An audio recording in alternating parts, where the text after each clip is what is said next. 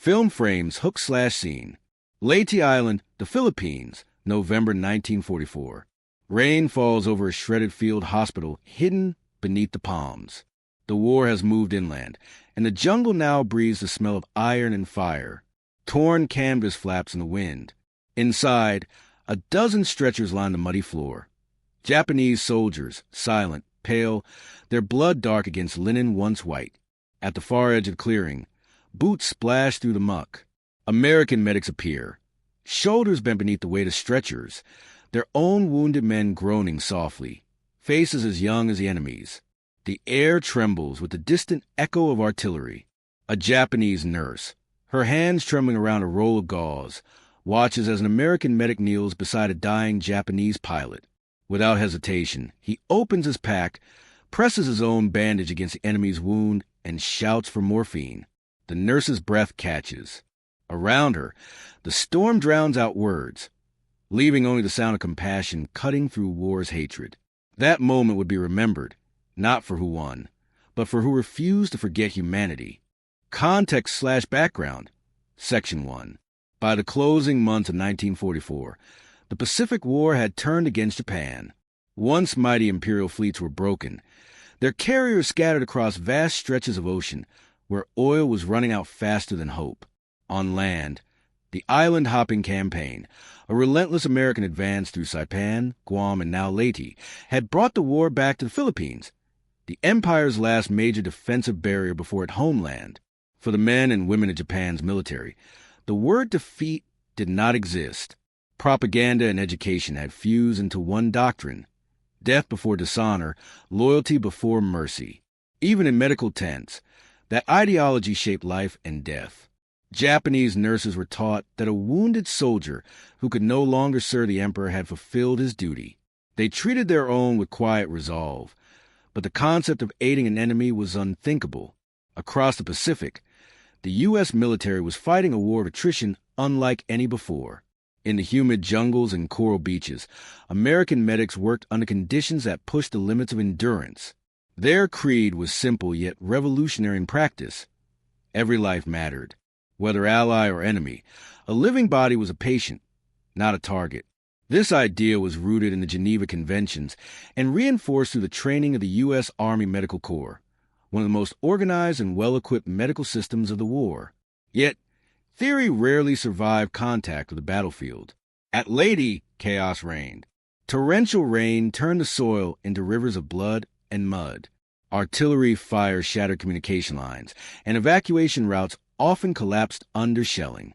Medics crawled under fire to drag wounded men from shell craters, performing triage on their knees amid screaming voices. For every soldier with a rifle, another carried a stretcher, unarmed, marked with a red cross that offered no guarantee of safety. The Japanese Medical Corps, though disciplined, faced far greater scarcity. Supplies dwindled by the day. Morphine, sulfa drugs, and sterile dressings were luxuries rarely seen. Many field hospitals operated without electricity, using lanterns through nights that seemed endless. Infection, dehydration, and shock claimed lives faster than bullets. The nurses, often young women from patriotic service programs, worked in silence and exhaustion, guided by duty and faith rather than by adequate resources. In this setting, the lines between life and ideology blurred. To a Japanese nurse, compassion was a virtue, but one bounded by loyalty. To an American medic, compassion was a duty, but one tested by the reality of combat against a fanatical enemy. When those two worlds collided in the same jungle clearing, the meaning of mercy itself would be redefined. By November, U.S. forces had landed at Leyte Gulf under the command of General Douglas MacArthur, fulfilling his promise to return. Japanese resistance was ferocious. Kamikaze attacks began here for the first time in organized form. On the ground, soldiers fought not just for territory, but for survival within an environment that devoured men and machinery alike. As hospitals overflowed, strange encounters began to occur. Wounded Japanese soldiers, captured, unconscious, or abandoned, were brought in by American medics who refused to let them die in the mud. The American approach shocked local civilians, and even the enemy's nurses. The concept of treating a foe with the same care as a comrade was beyond comprehension to many who had been taught that the enemy was less than human. Yet in that contradiction lay the seed of something profound. In the ruins of Lady's jungles, amid suffering shared by both sides, moments of humanity flickered to the fog of hate. And as one American medic knelt beside a wounded Japanese pilot, the scene that opened the story, the world's oldest question reemerged on a battlefield that seemed to have forgotten it. What does it mean to save a life? Context/background, Section 2. The idea that every wounded soldier deserved care, regardless of uniform, was not born on the beaches of the Pacific. It came from lessons learned in earlier wars, from the muddy trenches of France to the deserts of North Africa.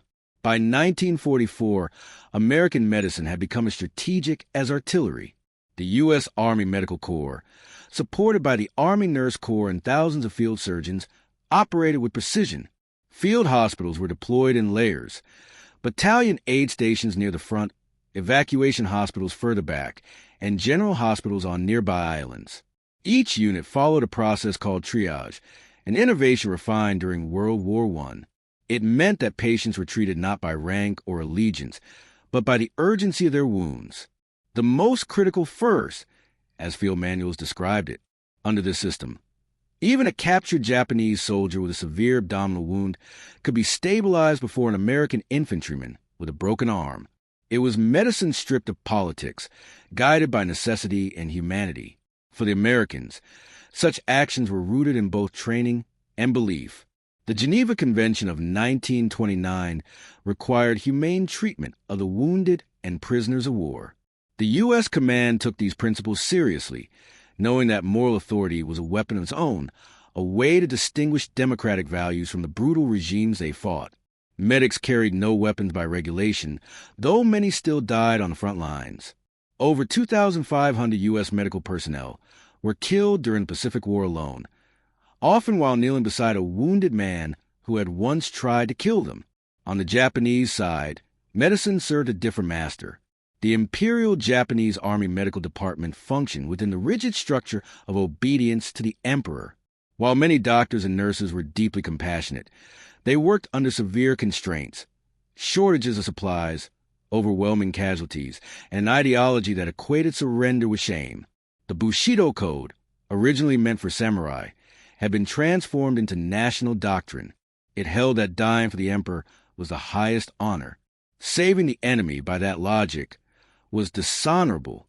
Japanese nurses were often young, some barely out of school.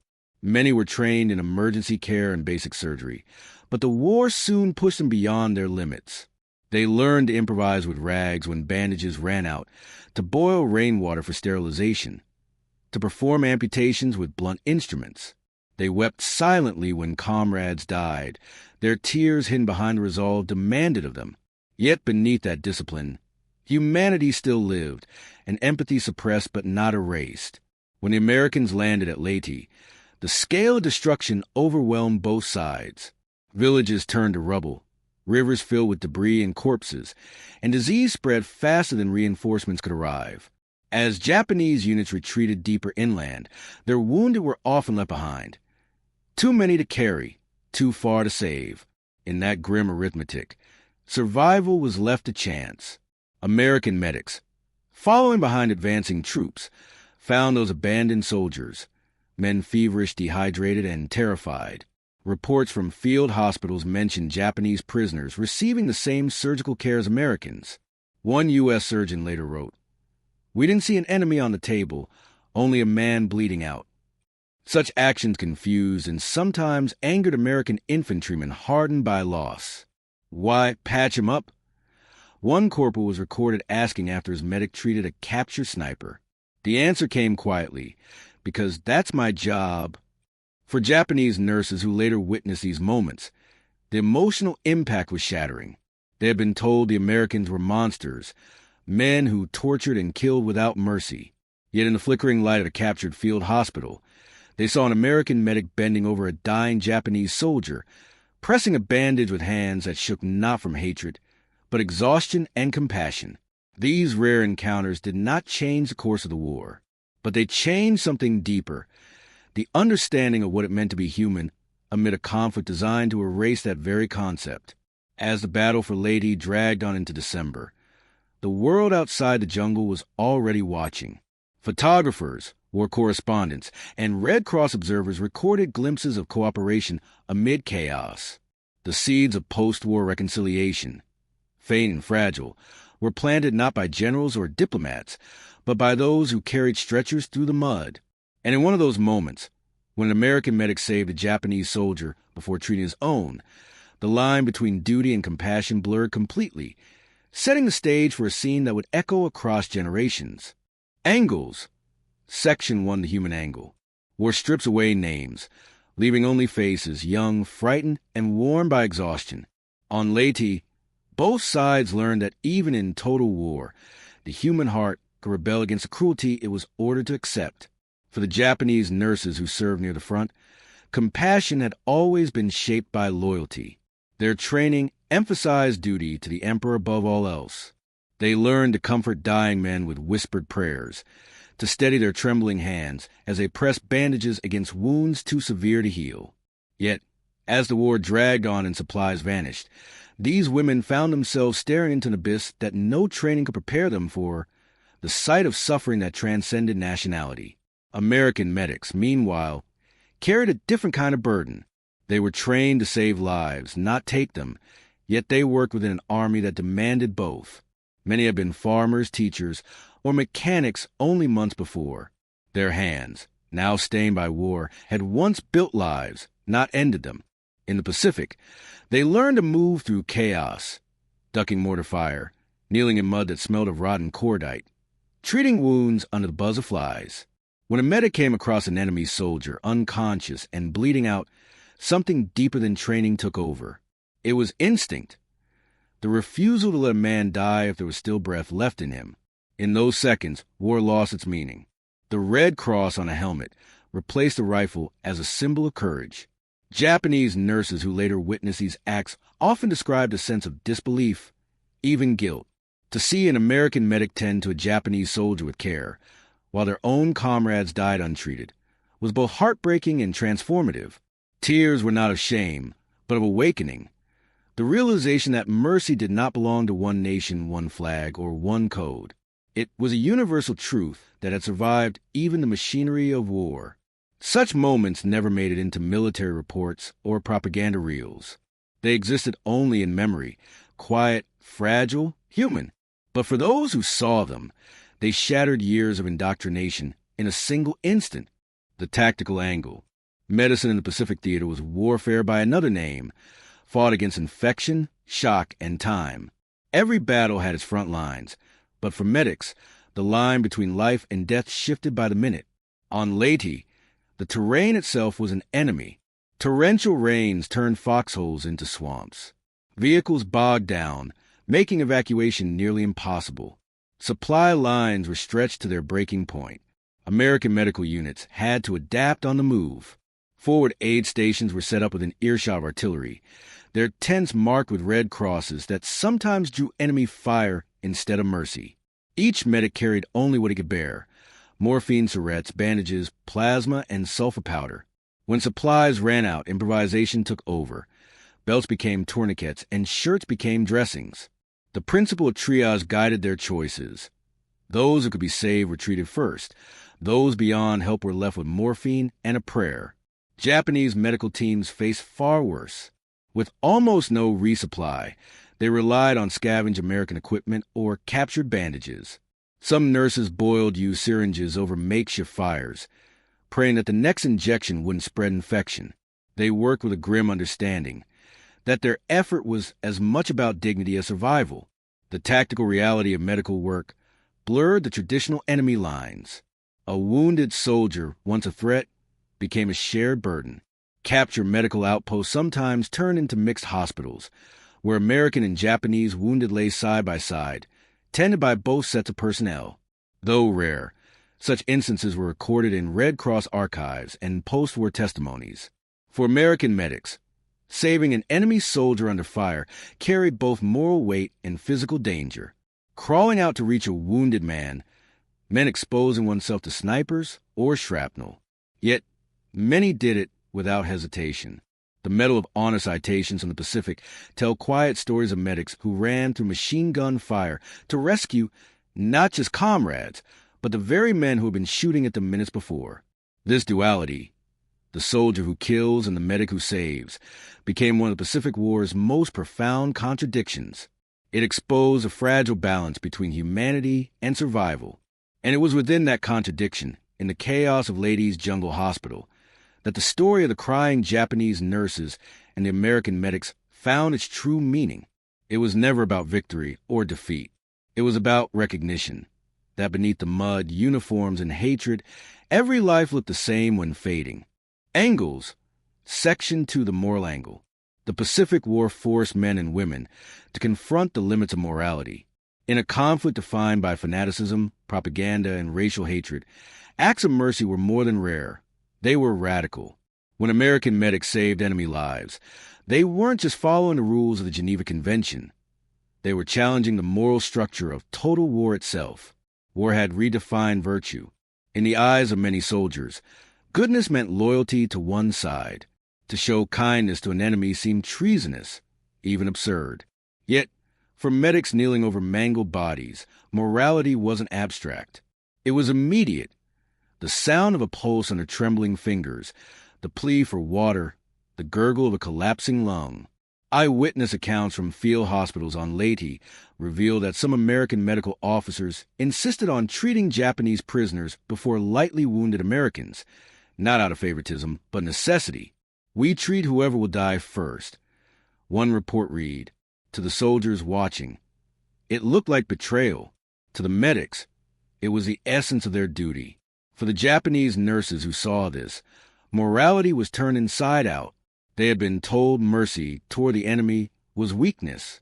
Yet when they saw it, it did not look weak at all. It looked courageous. Many later recall feeling something close to shame, not because they had hated, but because they had believed mercy belonged only to their own people. Moral clarity in war is a fragile thing. The American medics' actions did not erase the brutalities of the Pacific. Atrocities, executions, and vengeance continued on both sides. But in isolated pockets, the moral code of medicine created an invisible ceasefire, a brief reminder that civilization had not yet vanished completely. The cultural angle. Culture defined how each side saw life, death, and the enemy. For Japan, the concept of gyokusai, honorable death like a shattered jewel, was held above survival. Soldiers were taught that surrender brought disgrace to the family and the nation. Even medical staff, trained to preserve life, were expected to embody this ethos. Nurses were instructed to destroy themselves and their patients rather than allow capture. This was not cruelty. It was ideology, the belief that loyalty to the emperor transcended the body itself. In contrast, American culture approached war through the lens of individual life. The U.S. Army was a melting pot of citizens, men of different faiths, races, and towns who fought under a shared moral framework that every man mattered. Religion, humanitarian ideals, and democratic principles shaped their sense of duty. To many American medics, saving an enemy was an act of faith, a quiet assertion that life was sacred even when politics said otherwise. When these two cultures collided in the hospitals of Leyte, the results were deeply emotional. Japanese nurses who had been ready to die for their emperor suddenly found themselves alive because of their enemy's compassion. For the first time, they saw an American not as a symbol of destruction, but as a human being capable of gentleness. The shock was spiritual. One Japanese nurse later wrote in a post-war memoir, "We were taught they were demons, but the demon saved a man who had tried to kill him. I could not understand it. I could only cry." Cultural indoctrination had prepared both nations to hate, but it had not erased empathy.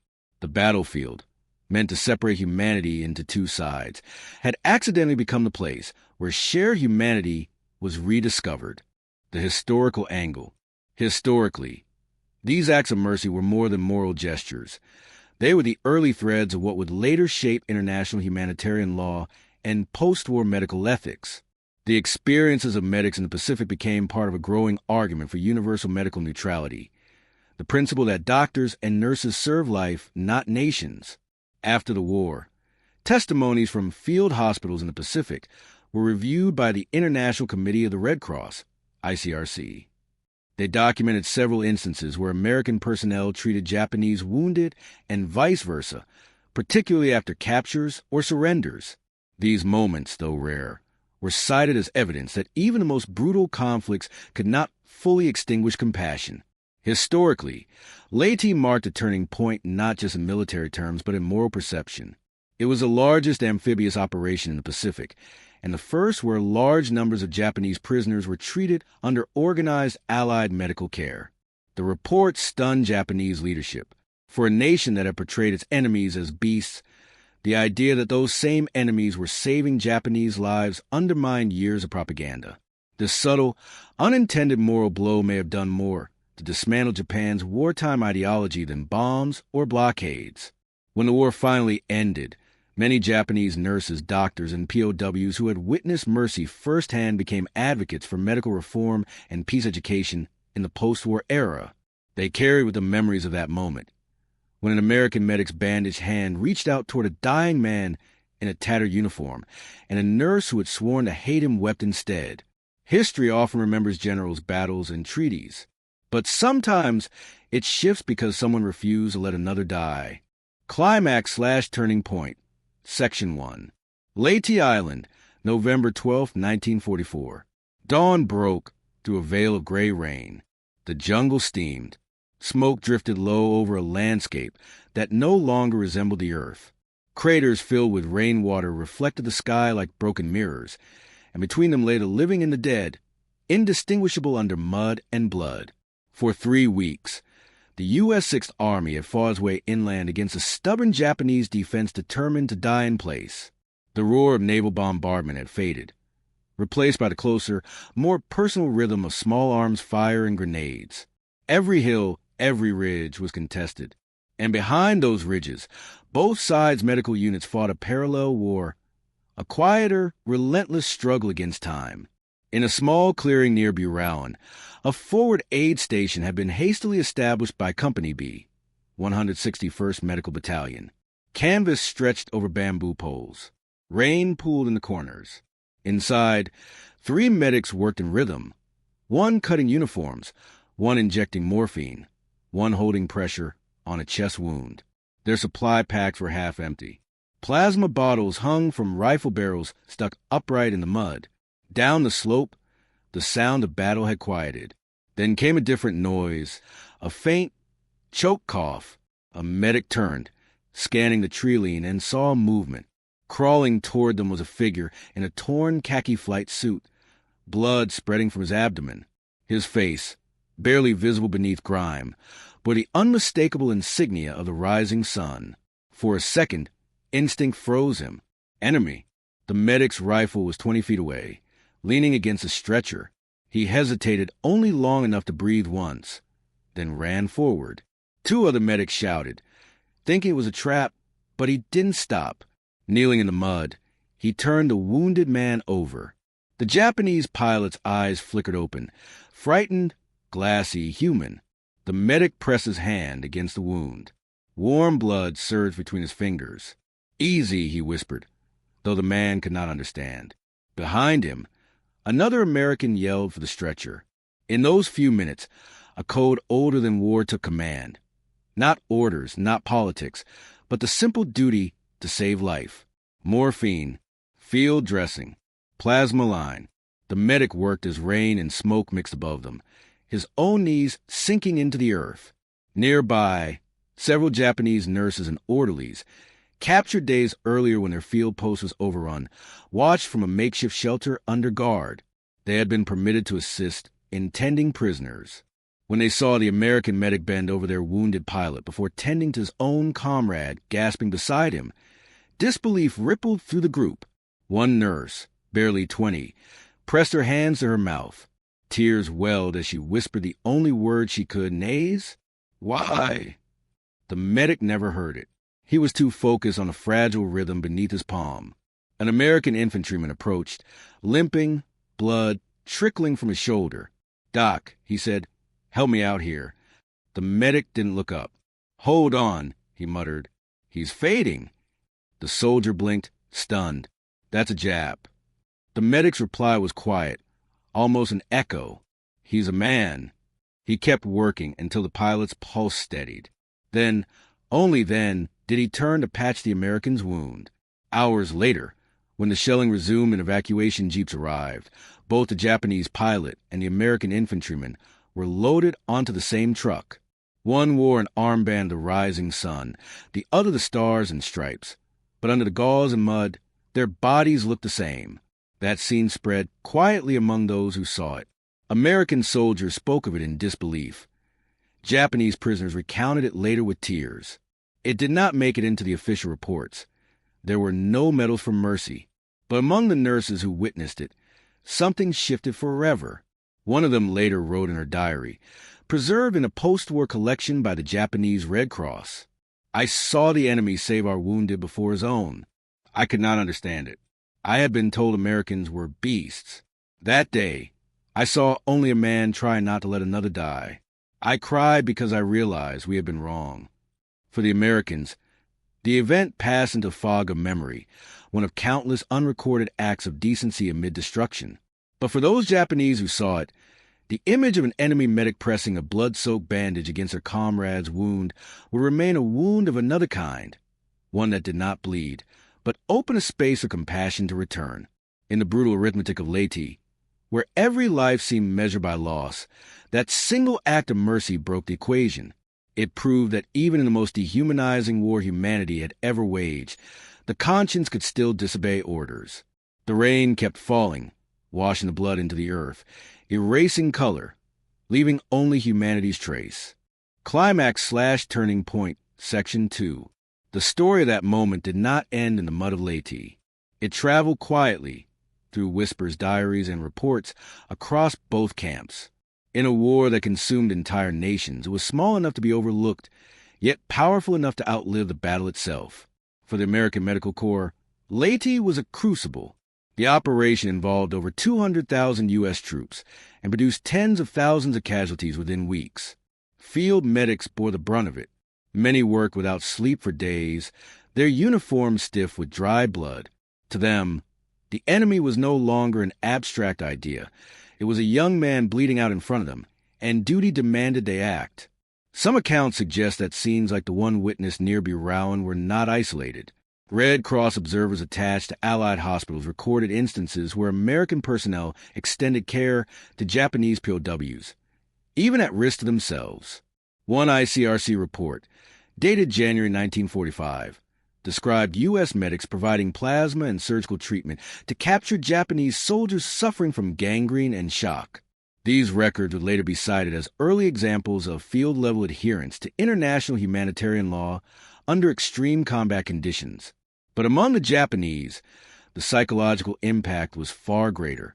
Word spread to the surviving nurses, medics, and prisoners that the Americans had saved their wounded. It conflicted directly with years of propaganda that had depicted Allied soldiers as barbaric invaders. For those indoctrinated since childhood to believe mercy was weakness, this was a moral upheaval.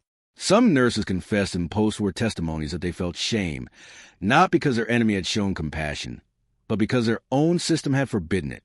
Others described a strange mixture of grief and gratitude. "We had been told that Americans would kill us if we were captured," one survivor recalled. "When they gave our wounded water, when they covered them with blankets, I began to cry. I wanted to believe it was real." Even captured Japanese doctors were taken aback.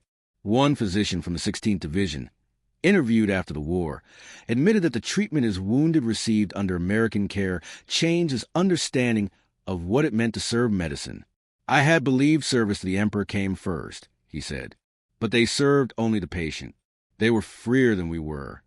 Meanwhile, for the Americans, the moral strain was also real. Compassion was not easy in a war like the Pacific, where every advance revealed scenes of atrocity. Civilians massacred, prisoners executed, comrades mutilated. Many soldiers carried a deep, silent anger that made mercy almost impossible. When medics knelt beside Japanese wounded, some of their own men looked away, unable to reconcile the image of a helping hand with memories of what the enemy had done.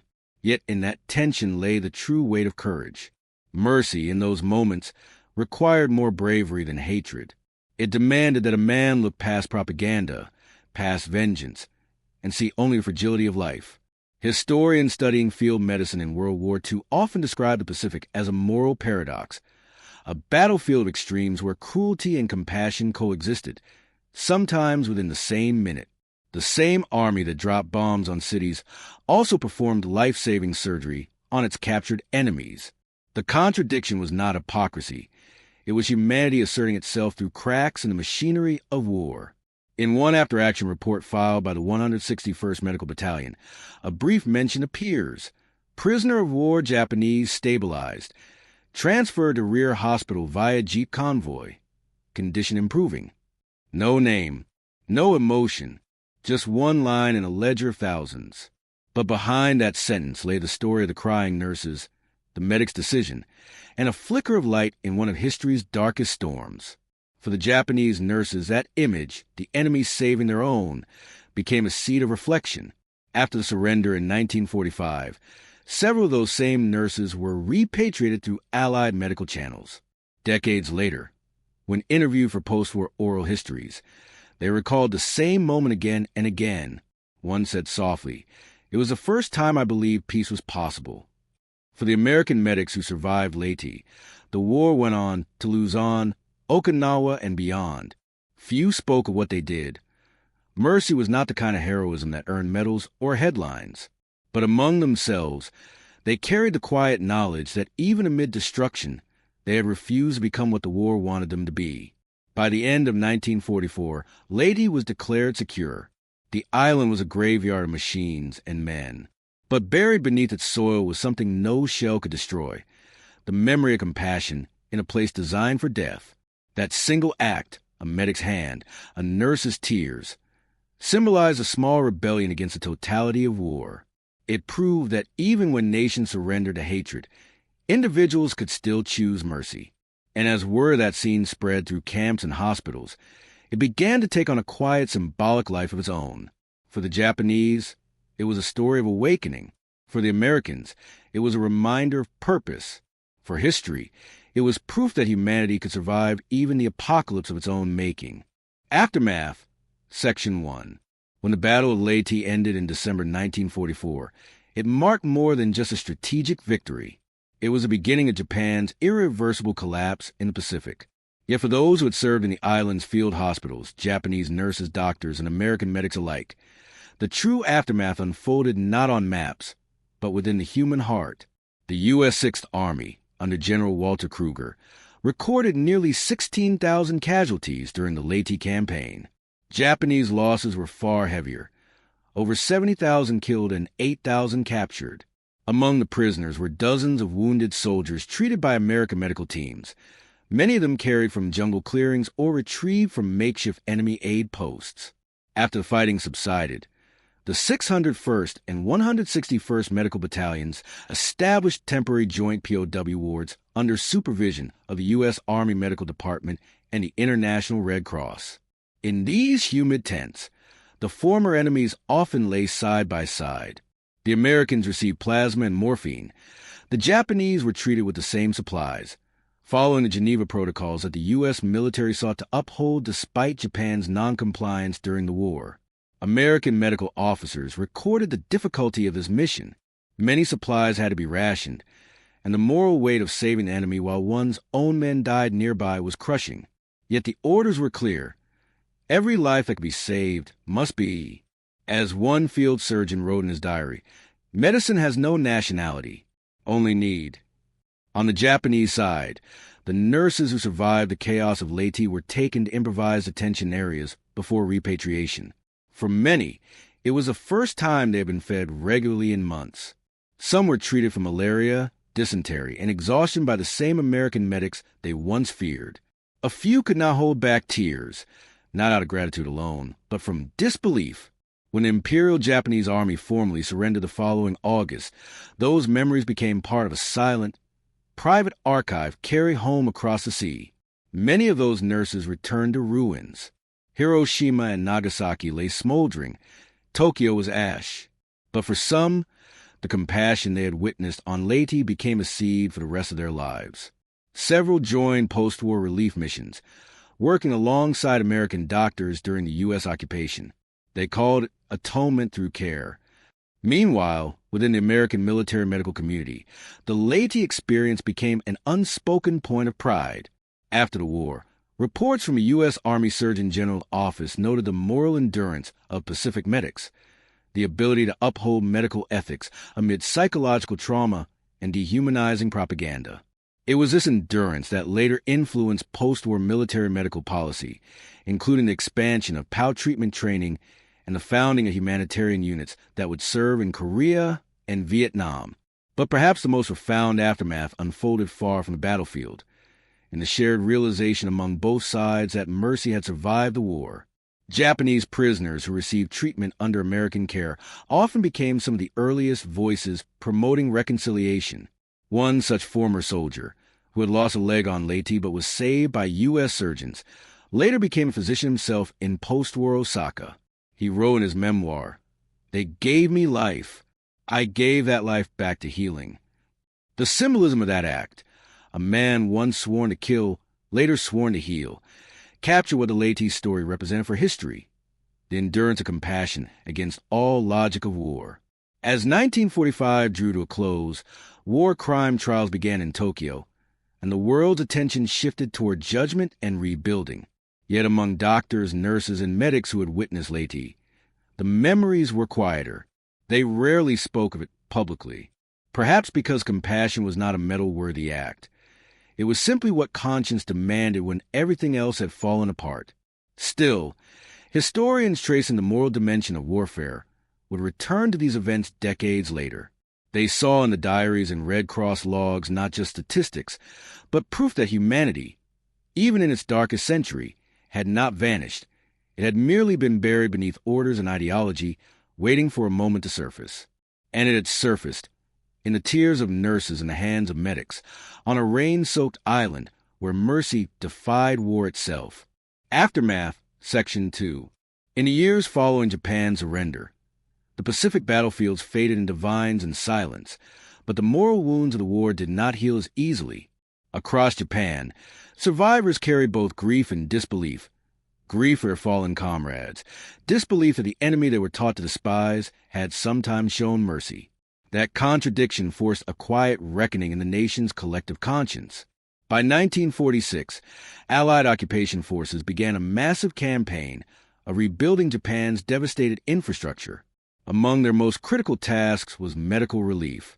American doctors and Japanese nurses often worked side by side in Tokyo's ruined hospitals, improvising with limited supplies to treat civilians suffering from malnutrition, tuberculosis, and radiation exposure. For some of the Japanese nurses who had served in Leyte, these missions were deeply symbolic, a continuation of compassion they had once seen in the enemy's hands.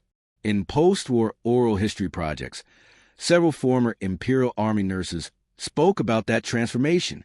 One recalled, "I once served death. After Leyte, I learned what it means to serve life." Her statement echoed a larger sentiment that spread among Japan's post-war medical community, that healing could be a form of redemption. The American medics who returned home faced their own form of silence. Many carried trauma that was seldom understood by families or friends. They had seen too much and done things that defied easy explanation. Some were haunted not by what they destroyed, but by what they saved. As one veteran later told an interviewer for the Veterans History Project, "You patch up a man who would have shot you yesterday, and you don't know why you're crying when he dies." That inner conflict became a defining feature of post-war American memory, the paradox of compassion inside a war defined by brutality. It shaped how future generations of medics were trained. During the Korean and Vietnam Wars, medical ethics programs often referenced Pacific experiences as moral case studies. The lesson was simple but profound. The uniform never decides the value of a life. Internationally, these quiet acts of mercy helped strengthen the foundation for modern humanitarian law. The 1949 revision of the Geneva Conventions, which expanded protections for prisoners of war and civilians, drew upon numerous field experiences from the Second World War, including the work of Allied medics in the Pacific. While the Leyte incident itself was not officially documented as policy, it embodied the very principles the new laws sought to codify: impartial care, dignity in captivity, and humanity amid hatred. In Japan, Cultural memory processed these contradictions slowly. Early post-war decades were dominated by survival and silence. Only by the 1970s did stories of compassion, rather than only destruction, begin to surface in literature and documentaries. Historians and filmmakers started uncovering diaries from nurses and soldiers who described fleeting moments of humanity amid the inferno. These testimonies added a new emotional dimension to Japan's remembrance of the war, one not based on national pride or shame, but on empathy.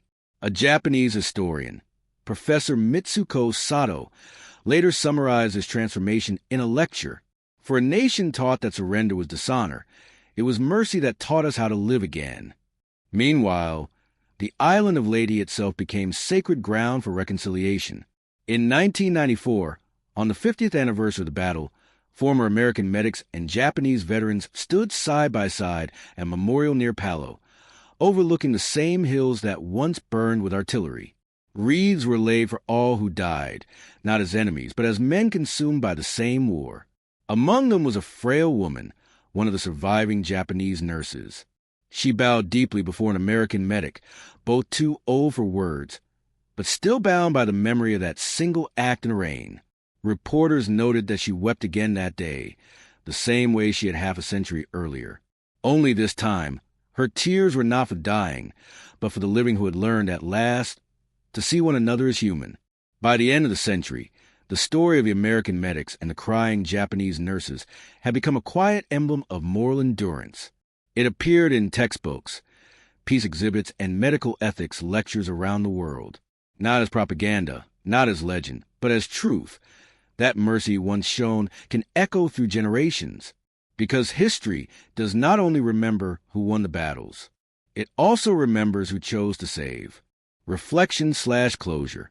War is often remembered in numbers, casualties, tonnage, victories, defeats. But beneath every statistic lies a decision made by a human being. On Leyte, amid the noise of artillery and the silence of fear, that decision was mercy. The act of saving an enemy is not just an act of medicine. It is an act of defiance against the very idea of total war. It challenges the notion that hatred must always be absolute.